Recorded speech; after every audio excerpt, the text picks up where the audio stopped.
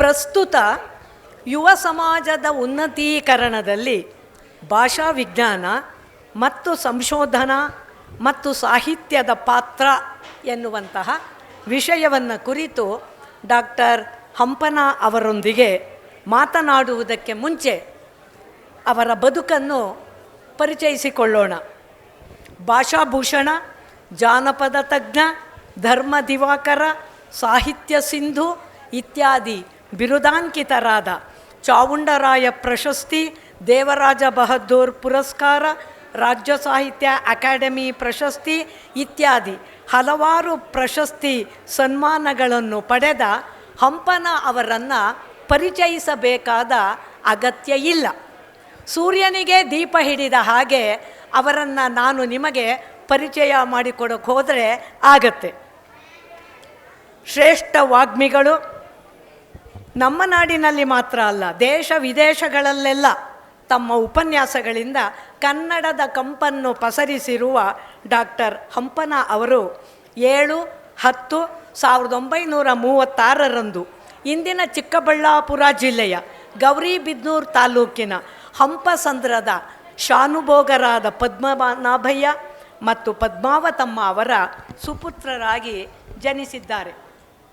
ತಮ್ಮ ಆರಂಭಿಕ ವಿದ್ಯಾಭ್ಯಾಸವನ್ನು ಹಂಪಸಂದ್ರ, ಗೌರಿಬಿದನೂರು, ಮಧುಗಿರಿಗಳಲ್ಲಿ ಮಾಡಿ ಮೈಸೂರಿಗೆ ಕನ್ನಡ BA ಆನರ್ಸ್ಗೆ ಕುವೆಂಪುರವರ ಶಿಷ್ಯರಾಗಿ ಬರ್ತಾರೆ. ಇಲ್ಲಿ BA ಆನರ್ಸ್ ಮತ್ತು ಕನ್ನಡ MAಯನ್ನು ಮಾಡ್ತಾರೆ. ಬೆಂಗಳೂರು ವಿಶ್ವವಿದ್ಯಾನಿಲಯದಲ್ಲಿ ಒಡ್ಡಾರಾಧನೆಯನ್ನು ಕುರಿತು ರಂಶ್ರೀ ಮುಗುಳಿ ಅವರ ನೇತೃತ್ವದಲ್ಲಿ PhD ಸಂಶೋಧನೆಯನ್ನು ಮುಗಿಸ್ತಾರೆ.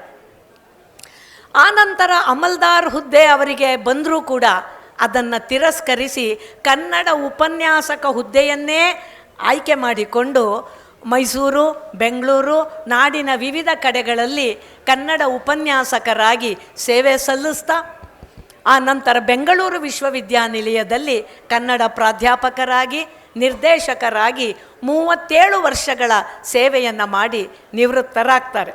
ಆದರೆ ವಿದ್ಯಾರ್ಥಿ ದೆಸೆಯಿಂದಲೂ ಕನ್ನಡ ನಾಡು ನುಡಿಯ ಸಂಘಟನೆಯಲ್ಲಿ ಕ್ರಿಯಾಶೀಲರಾಗಿದ್ದಂತಹ ತಾವು ತಮ್ಮ ಬಹುದಿನದ ಅಪೇಕ್ಷೆಯಾದಂತಹ ಕನ್ನಡ ಸಾಹಿತ್ಯ ಪರಿಷತ್ತಿಗೆ ಕಾರ್ಯದರ್ಶಿಯಾಗಿ ಆನಂತರ ಅಧ್ಯಕ್ಷರಾಗಿ ಸತತ 18 ವರ್ಷಗಳ ಕಾಲ ಸೇವೆಯನ್ನು ಮಾಡ್ತಾರೆ. ಆ ಸಂದರ್ಭದಲ್ಲಿ ಅತ್ಯಂತ ಸುಭದ್ರವಾದ ಅಡಿಪಾಯವನ್ನು ಕನ್ನಡಕ್ಕೆ ಹಾಕಿಕೊಡ್ತಾರೆ. ಒಂದು ನಿರ್ದಿಷ್ಟ ವರ್ಗದವರಿಗೆ ಮಾತ್ರ ಸೀಮಿತವಾಗಿದ್ದಂತಹ ಪುಸ್ತಕ ಪ್ರಕಟಣೆಯನ್ನು ಇವರ ಕಾಲದಲ್ಲಿ ಮಹಿಳೆಯರು, ದಲಿತರು, ಇತರ ವರ್ಗದ ಎಲ್ಲ ಜನರ ಕೃತಿಗಳನ್ನು ಇವರು ಪರಿಷತ್ತಿನ ಮೂಲಕ ಪ್ರಕಟಪಡಿಸ್ತಾರೆ.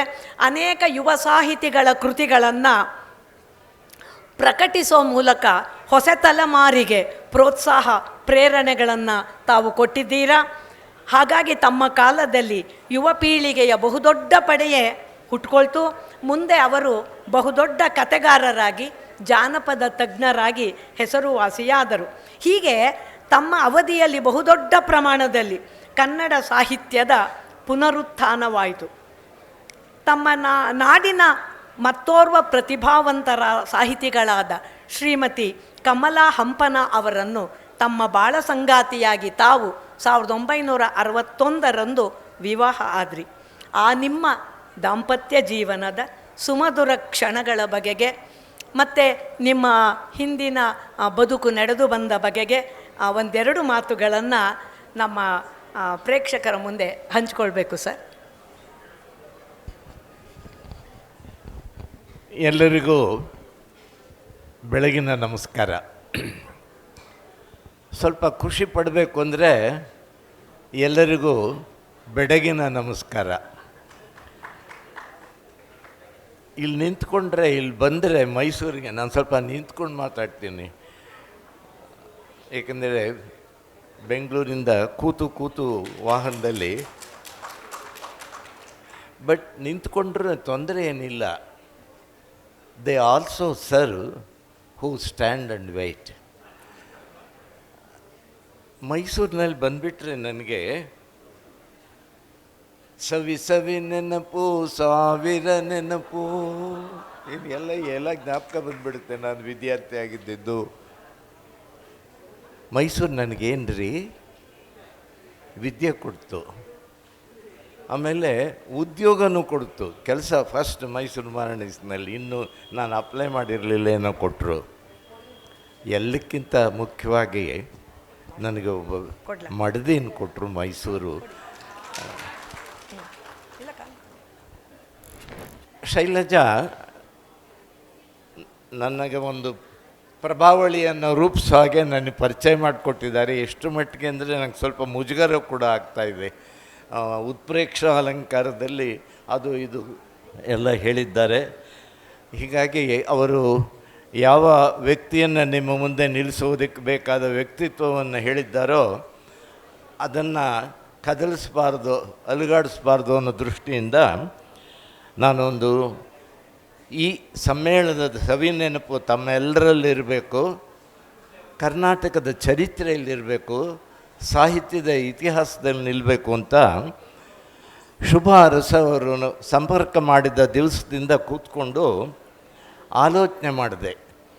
ಮಾಮೂಲಿ ವಿಷಯಗಳನ್ನು ಹೇಳೋದಕ್ಕಿಂತ ಒಂದು ಹೊಸ ವಿಷಯ, ಒಂದು ಮಹತ್ವದ ವಿಷಯ, ಎಲ್ಲರೂ ತಿಳ್ಕೊಳ್ಬೇಕಾದಂತಹ ಸಾಹಿತ್ಯದ ವಿದ್ಯಾರ್ಥಿಗಳು ಮಾತ್ರ ಅಲ್ಲ, ಒಂದು ಸಾಂಸ್ಕೃತಿಕ ಕ್ಷೇತ್ರದಲ್ಲಿ ಯಾರು ತೊಡಗಿಕೊಂಡಿದ್ದಾರೆ ಅವ್ರಿಗೂ ಅನುಕೂಲ ಆಗಬೇಕು.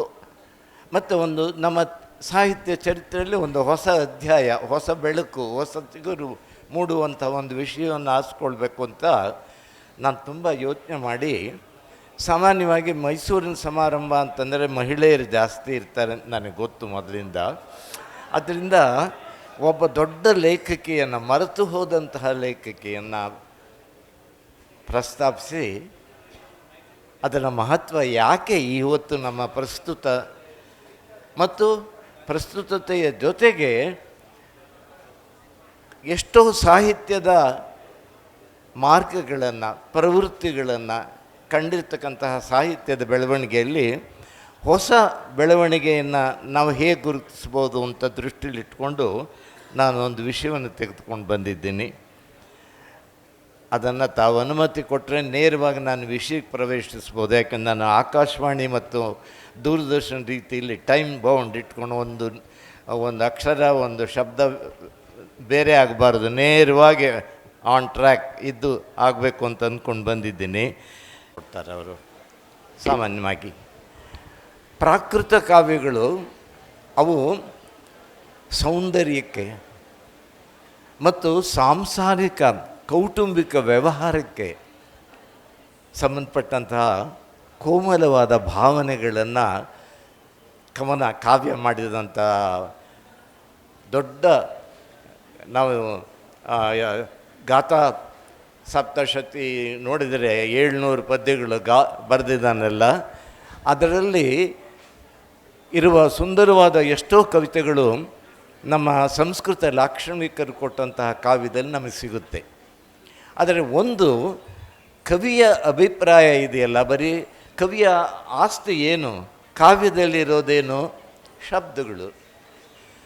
ಶಬ್ದಗಳೆಲ್ಲ ಕಾವ್ಯ ಆಗಲ್ಲ, ಅಲ್ಲಿ ಮಾತುಗಳಿದ್ದರೂ ಮಾತೆಲ್ಲ ಕಾವ್ಯವಲ್ಲ. ಮಾತು ಕಾವ್ಯ ಮಾಡುವ ಶಕ್ತಿ, ಶಬ್ದ ಕಾವ್ಯವಾಗಿಸಿ ವಿಪುಲವಾದ ಅರ್ಥವನ್ನು ತನ್ನಲ್ಲಿ ಒಡಲಲ್ಲಿ ಇಟ್ಕೊಂಡು ಹೇಳುವ ಸಾಮರ್ಥ್ಯ, ಅಂಥದ್ದನ್ನು ಮಾಡೋನು ಅವನು ಕವಿ. ನಾನಾಗಲೇ ಪ್ರಜ್ಞೆ ಇದನ್ನೆಲ್ಲ ಹೇಳಿದ್ನಲ್ಲ, ಆ ಪ್ರಜ್ಞೆ ಅದು ನವನವೋಲ್ಲೋಕ ಶಾಲನೆ ಆದದ್ದು, ಶಾಸ್ತ್ರಕ್ಕೆ ಸಂಬಂಧಪಟ್ಟಿದ್ದು ಎಲ್ಲ ಅದರಲ್ಲಿ ಬರುತ್ತೆ. ದ್ವೇ ವರ್ತ್ಮನಿ ಗಿರೋ ದೇವ್ಯಾ ಶಾಸ್ತ್ರಂಚ ಕವಿಕರ್ಮಚ. ಗಿರೋ ದೇವ್ಯಾ, ದೇವತೆಗಳು ಅಂದರೆ ಸರಸ್ವತಿ, ಮಾತಿನ ಒಡತಿ ಗಿರೋ ದೇವ್ಯಾ, ಅವಳು ದ್ವೇ ವರ್ತಮನಿ, ಎರಡರಲ್ಲಿ ಕ್ರಿಯಾಶೀಲಳಾಗಿ 2 ಕ್ಷೇತ್ರದಲ್ಲಿ ಬರ್ತಾಳೆ. ಒಂದು ಶಾಸ್ತ್ರಂಚ, ಶಾಸ್ತ್ರ ಕ್ಷೇತ್ರದಲ್ಲಿ, ಇನ್ನೊಂದು ಕವಿಕರ್ಮಚ, ಕವಿಕರ್ಮ ಅಂದರೆ ಕಾವ್ಯ. ಪ್ರಜ್ಞೋಪಜ್ಞಂ ತಯೋರಾದ್ಯಂ, ಇವೆರಡರಲ್ಲಿ ಒಂದು ತಯೋರ್, ಅವುಗಳಲ್ಲಿ ಯಾವುಗಳಲ್ಲಿ ನಮ್ಮ ಶಾಸ್ತ್ರ ಮತ್ತು ಕಾವ್ಯ ಇವೆರಡಿವೆ. ಅವುಗಳಲ್ಲಿ ತಯೋರ್ ಆದ್ಯಂ ಮೊದಲು ಟೈಮಿಗೆ ಬನ್ನಿ ಮಿಟ್ಟಿದೆಯಾ? ಓಹೋ ಇಲ್ಲಿ ಇವರೆಲ್ಲ ತೋರಿಸ್ತಾ ಇದ್ರಲ್ಲ 10 ನಿಮಿಷ ಅವ್ರು ಬರಲಿಲ್ವಲ್ಲ ಅಂತೇಳಿ ನಾನು ಅದಕ್ಕೆ ಕಾಯ್ತಾ ಇದ್ದೀನಿ. ಓಲಿ ಮಾಡಿಬಿಡೋಣ. ಹೀಗೆ ಭಾಳ ಸುಪ್ರಸಿದ್ಧವಾದ ಒಂದನ್ನು ಹೇಳಿ ಮುಗಿಸ್ಬಿಡ್ತೀನಿ. ಅದೇನೆಂದರೆ, ನಾವೆಲ್ಲ ಎಷ್ಟೋ ಭಾಷಣಗಳಲ್ಲಿ ಉದಾಹರಿಸ್ತೀವಿ. ಏನೆಂದರೆ, ಶಬ್ದಗಳಿಗೆ ಅತೀತವಾದಂತಹ ಅರ್ಥ ಕಾವ್ಯದಲ್ಲಿರ್ತವೆ. ವಾಚ್ಯಾರ್ಥಕ್ಕಷ್ಟೇ ನಾವು ಸೀಮಿತವಾಗ್ತಕ್ಕಂಥದ್ದಲ್ಲ. ಶಬ್ದಕ್ಕರ್ಥ ನಿಘಂಟಿನಲ್ಲಿ, ಭಾವಕ್ಕರ್ಥ ಭಗವಂತನಿಂದ. ನಮಗೆ ಅನುಭವ ಇರಬೇಕು, ಜೀವನಾನುಭವ ಇದ್ದಷ್ಟು ಕೂಡ ಅಂತಹದ್ದರಲ್ಲಿ ನಾನು ಎಷ್ಟೋ ಕಡೆ ಉದಾಹರಿಸಿರ್ತಕ್ಕಂಥ ಪದ್ಯ ಅದು ಆನಂದವರ್ಧನದು ಅಂದ್ಕೊಂಡಿದ್ದೆ. ಅಲ್ಲ, ಅದು ನಮ್ಮ ವಿಜ್ಜಿಕಾದ್ದು. ಕವೇರಭಿಪ್ರಾಯಂ ಅಶಬ್ದಗೋಚರಂ ಸ್ಫುರಂತಂ ಆರ್ದ್ರೇಷು ಪದೇಶು ಕೇವಲಂ ವದದ್ಭಿರಂಗೈ ಕೃತರೋಮ ವಿಕ್ರಿಯೈ ಜನಸ್ಯ ತೂಷ್ಣೀಂ ಭವತೋಯಮಂಜಲಿ. ನಾನು 2 ಕೈ ಜೋಡಿಸಿ ನಾನು ಆ ಸಹೃದಯನಿಗೆ ನಾನು ನಮಸ್ಕರಿಸ್ತೀನಿ. ಯಾಕೆಂದರೆ ಕವಿಗಳ ಅಭಿಪ್ರಾಯ ಇರ್ತಕ್ಕಂಥದ್ದು ಅಲ್ಲಿರುವ ಶಬ್ದಗಳಲ್ಲಿ ಮಾತ್ರ ಅಲ್ಲ, ಅದಕ್ಕೆ ಅತೀತವಾದ ಮೌನವು ಅದಕ್ಕೆ ಅರ್ಥ ಇರುತ್ತೆ. ಬೇರೆ ಅರ್ಥಗಳು ನಮ್ಮ ಅನುಭವದಿಂದ ನಾವು ಪಡ್ಕೊಳ್ಬೇಕು. ಅಂತಹ ಆ ಅರ್ಥವನ್ನು, ಸೂಚಿತ ಅರ್ಥವನ್ನು, ಸಜೆಸ್ಟೆಡ್ ಮೀನಿಂಗ್ ಎಲ್ಲವನ್ನು ಅರ್ಥ ಮಾಡಿಕೊಂಡು ಆನಂದ ಪಟ್ಟಾಗ ಆ ಓದುಗನಿಗೆ ಅವನ ಮೈಮೇಲೆಲ್ಲ ಜುಮ್ಮಂದಿರುತ್ತೆ, ರೋಮಾಂಚನ ಆಗಿರುತ್ತೆ, ಪುಳುಕಾಗಿರುತ್ತೆ. ಹಾಗೆ ಪುಳುಕಪಟ್ಟಂತಹ ರಸಿಕನನ್ನು ಕಂಡು ನಾನು ಕವಿಯಾಗಿ ಅವನಿಗೆ ನಮಸ್ಕರಿಸ್ತೀನಿ ಅಂತ. ಇದು ಇನ್ನೊಂದು ಕಡೆ ವಾಕ್ಯ ಒಂದು ಹೇಳಲೇಬೇಕು ಇವತ್ತಿನ. ಏನು ಅಂತಂದರೆ, ನಾವೆಲ್ಲ ಸೇರಿ ಇಲ್ಲಿ ಕೈಗೊಳ್ಳಬೇಕಾದಂಥದ್ದೇನೆಂದರೆ, ಮೈಸೂರು ಈಗ 21ನೇ ಶತಮಾನದಲ್ಲಿ ಎಲ್ಲಿ ನೋಡಿದ್ರೂ ಲೇಖಕಿಯರ ಕಾವ್ಯದ, ಕಾದಂಬರಿಯ, ನಾಟಕದ ವಿಮರ್ಶೆ, ಎಂಥ ಶ್ರೇಷ್ಠವಾದ ವಿಮರ್ಶೆ, ವಾಗ್ಮಿತೆ, ಮೈಕೈದು ತಡೆದು ನನಗಿಂತ 100ರಷ್ಟು ಚೆನ್ನಾಗಿ ಮಾತನಾಡ್ತಕ್ಕಂತಹ ಸರಸ್ವತಿಯೇ ಬಂದು ಮಾತಾಡ್ತಿದ್ದಾರೇನೋ ಅನ್ನುವಂತಹ ಲೇಖಕಿಯರಿರ್ತಕ್ಕಂಥ ಈ 21ನೇ ಶತಮಾನದಲ್ಲಿ ನಾವು ಈ ಶತಮಾನವನ್ನು ನವ್ಯ ಮಾರ್ಗ ದಲಿತ ಮಾರ್ಗ ಬೇಡ, ಬಂಡಾಯ ಅಲ್ಲ, ಇದು ಲೇಖಕಿಯರ ಯುಗ ಅಂತ. 21ನೇ ಶತಮಾನ ಇದು ಲೇಖಕಿಯರ ಯುಗ ಅಂಥೇಳಿ ಇನ್ನು ಮುಂದೆ ನೀವೆಲ್ಲ ನಿಮ್ಮ ಬರವಣಿಗೆ ಇಲ್ಲೆಲ್ಲ ಲೇಖಕರು ಲೇಖಕಿಯರಿದ್ದೀರಿ.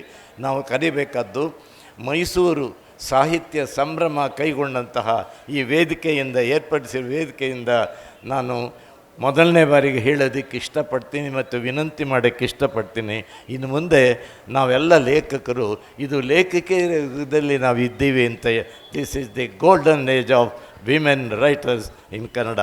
Thank you very much. ನಮ್ಮನ್ನು ಕರೆಸಿ ಮಾತಾಡೋದಕ್ಕೆ ಅವಕಾಶ ಮತ್ತು ಶೈಲಜಾ ಪ್ರಶ್ನೆ ಕೇಳೋದಕ್ಕೆ ವ್ಯವಸ್ಥೆ ಮಾಡೋದಕ್ಕೆ ನಾನು ಅವಕಾಶ ಮಾಡಿಕೊಡ್ಲಿಲ್ಲ, ಕ್ಷಮಿಸಬೇಕು ಅಂತ ನಾನು ಕೇಳ್ತೀನಿ. ನಮಸ್ಕಾರ. ಇಲ್ಲಿ ಸರ್, ತಮ್ಮಂಥ ಹಿರಿಯ ಸಾಹಿತಿಗಳು ಸಂಸ್ಕೃತ, ಕನ್ನಡ, ಮಾಗಧಿ, ಶೌರಸೇನಿ, ಪ್ರಾಕೃತ ಇವುಗಳೆಲ್ಲದರ ಜ್ಞಾನ ಇರ್ತಕ್ಕಂತಹ ಸಾಹಿತಿಗಳು ಅಪರೂಪದ ವಿಜ್ಜಿಕ ಎನ್ನುವಂತಹ ಅತ್ಯಂತ ಮುಕ್ತವಾಗಿ ಬರೆದಿರ್ತಕ್ಕಂಥದ್ದನ್ನು ನಮಗೆಲ್ಲ ಮರೆಯದ ಹಾಗೆ ಉಳಿಸ್ಕೊಟ್ರು. ಆದರೂ ಕೂಡ ಒಂದು 5 ನಿಮಿಷ ಸಮಯ ಮೇಡಮ್. ನಮಗೆ ಮುಖ್ಯವಾದದ್ದು ಸರ್, ತಮ್ಮ ಇಷ್ಟೊಂದು ಅನುಭವದ 90ರ ವಯಸ್ಸಿನಲ್ಲಿ ಕೇವಲ 9 ವರ್ಷದ ಹುಡುಗನ ಹಾಗೆ ಅತ್ಯಂತ ಲವಲವಿಕೆಯಿಂದ ಮಾಡಿದ್ದು ನಮಗೆ ಇವತ್ತು ನಮ್ಮ ಎಲ್ಲ ಕನ್ನಡಿಗರಿಗೆ, ಲೇಖಕರಿಗೆ ಒಂದು ದೊಡ್ಡ ಆಸ್ತಿಯ ಹಾಗೆ ಇರ್ತಕ್ಕಂತಹ ಹಂಪನ ಅವರು ತಮ್ಮ ಇಳಿ ವಯಸ್ಸಿನಲ್ಲೂ ಎಷ್ಟು ಲವಲವಿಕೆಯಿಂದ ಇದ್ದಾರೆ. ನಾವೆಲ್ಲರೂ ಕೂಡ ಆ ಒಂದು ಲವಲವಿಕೆಯನ್ನು ನಮ್ಮಲ್ಲೂ ಕೂಡ ತಂದ್ಕೋಬೇಕು ಸರ್. ಬಹಳ ಮುಖ್ಯವಾಗಿ ಇವತ್ತು ನಾವು ಗಮನಿಸಲೇಬೇಕಾದದ್ದು, ಸಾಹಿತ್ಯದ ಕ್ಷೇತ್ರದಲ್ಲಿ ಇವತ್ತು ಯುವ ಜನತೆ ಹೇಗೆ ತೊಡಗಿಸ್ಕೊಳ್ಬೇಕು.